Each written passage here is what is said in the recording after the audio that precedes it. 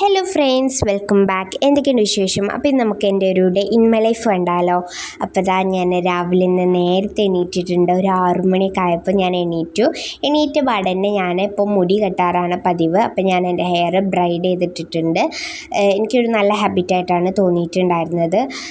ഞാൻ തലേന്ന് എണ്ണ ഇടാത്തതുകൊണ്ടാണ് നമ്മൾ പെർഫ്യൂമിൻ്റെ ഹെയർ ഓയിൽ യൂസ് ആക്കിയിട്ടുണ്ടായിരുന്നത്. പിന്നെ ഞാനൊന്ന് ഫ്രഷായി. അത് കഴിഞ്ഞതിന് ശേഷം ഞാൻ കിടന്ന ബെഡൊക്കെ ഒന്ന് നീറ്റാക്കി വെക്കാണ്.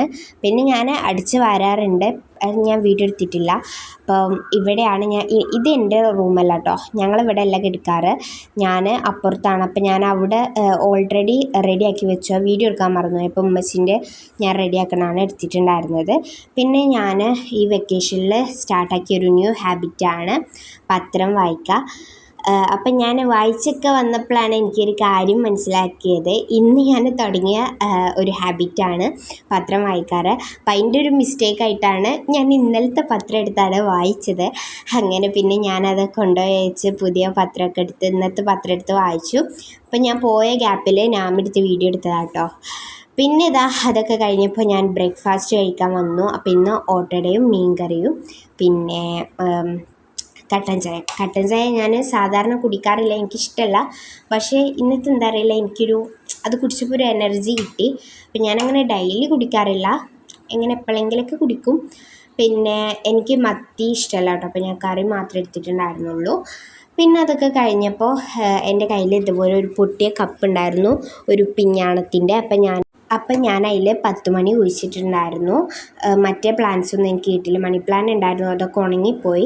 അപ്പോൾ അതാ ഞാൻ മതിൽമ കയറിയിട്ട് കുറച്ച് ചെമ്പരത്തി പൂ പറിച്ചതാണ്. ഞാൻ ഇതിന് മുമ്പ് വീഡിയോസിൽ കണ്ടിട്ടുണ്ടായിരുന്നു ഈ ചെമ്പരത്തി പൂ വെച്ചിട്ട് ജാം ഉണ്ടാക്കുന്നത്. അപ്പോൾ എന്തായാലും ഒന്ന് ട്രൈ ആക്കാൻ വിചാരിച്ചു.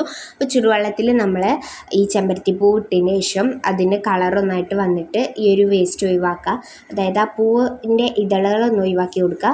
അപ്പോൾ ആ വെള്ളം നല്ല റെഡ് കളറായിട്ടുണ്ടാവും. അപ്പോൾ അത് നമ്മൾ പാനിലിട്ടിട്ട്, പിന്നെ അത്യാവശ്യം നല്ല ഷുഗർ വേണ്ടി വരും. ഇപ്പം നിങ്ങൾ ഡയറ്റൊക്കെ സ്റ്റാർട്ടാക്കിയാരാണെന്നുണ്ടെങ്കിൽ ഇത് ട്രൈ ആക്കാത്തതാണ് നല്ലത്. അപ്പോൾ അത് തിളച്ച് വരുന്നുണ്ട്. ഞാനിത് നല്ല പെർഫെക്റ്റ് ആണെന്നൊന്നും പറയില്ല, കാരണം എന്താ വെച്ചാൽ എനിക്കിഷ്ടമായിട്ടില്ലായിരുന്നു, ഒരു ഫ്ലേവറും ഇല്ല, നോർമലായിട്ട്. പിന്നെ ഇത് കുറച്ച് കട്ട പിടിച്ചിട്ടുണ്ടായിരുന്നു. അതെനിക്ക് തോന്നുന്നത് ഞങ്ങൾ നല്ല കുറുകിയതിന് ശേഷമാണ് ഈ നാരങ്ങനീര് ഒഴിച്ചത്. അങ്ങനെ ആവാൻ പാടില്ല, കുറച്ച് നിങ്ങളുടെ സ്റ്റിക്കായി വരുമ്പോൾ തന്നെ നമ്മൾ ഒഴിച്ചു കൊടുക്കണം. അങ്ങനെ നമ്മൾ ഈ ഒരു പാത്രത്തിലായിരുന്നു വെച്ചിട്ടുണ്ടായിരുന്നത്. അടിപൊളി ടേസ്റ്റ് എന്ന് എനിക്ക് പറയാൻ പറ്റില്ല, പക്ഷേ അമാലുക്കൊക്കെ ഇഷ്ടമായിട്ടുണ്ടായിരുന്നു. പിന്നെ ഞാനൊരു അവൽ മിൽക്ക് കുടിച്ചു കുളിയൊക്കെ കഴിഞ്ഞതിന് ശേഷം. പിന്നെ ഞാൻ ലഞ്ച് കഴിച്ചു. ഞാൻ ലഞ്ച് കഴിക്കുമ്പോൾ മൂവി കാണാറുണ്ട്, പക്ഷെ ഞാൻ വീഡിയോ എടുക്കാൻ വിട്ടുപോയി. അപ്പോൾ എന്തായാലും ഇനി നമുക്കൊരു അടുത്ത വീഡിയോ കാണാം. അപ്പോൾ എല്ലാവർക്കും ബൈ.